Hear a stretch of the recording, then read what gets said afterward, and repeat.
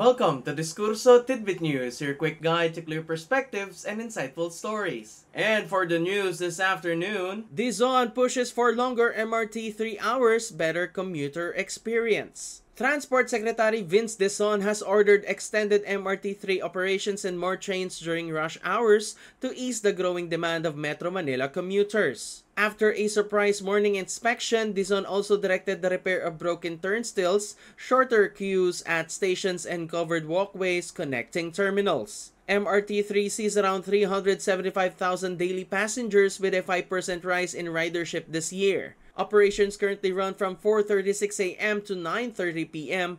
but will soon close 1 hour later. The upgrades are part of wider transport improvements across Metro Manila. And for our next news, DSWD distributes mobile phones to 4Ps beneficiaries. DSWD has begun distributing mobile phones to help 4Ps beneficiaries improve their digital financial literacy. Secretary Rex Gatchalian led the initial rollout in Navotas where 50 phones were handed out. The project aims to help families transition from cash to digital transactions and is a part of a plan to distribute devices to over 32,000 households, especially in remote areas. The program is a joint effort between DSWD and private sector partners and is part of the broader Digital Financial Inclusion Initiative launched in late 2023. And for our last news, Duterte's ICC lawyer Kaufman confident of acquittal. Former President Rodrigo Duterte's new lead defense counsel, British-Israeli lawyer Nick Kaufman, expressed confidence in Duterte's acquittal at the ICC. Duterte faces charges of crimes against humanity related to his war on drugs. Kaufman, known for handling international cases like those of John Pierre Bemba and Aisha Gaddafi, plans to argue that Duterte's rights were denied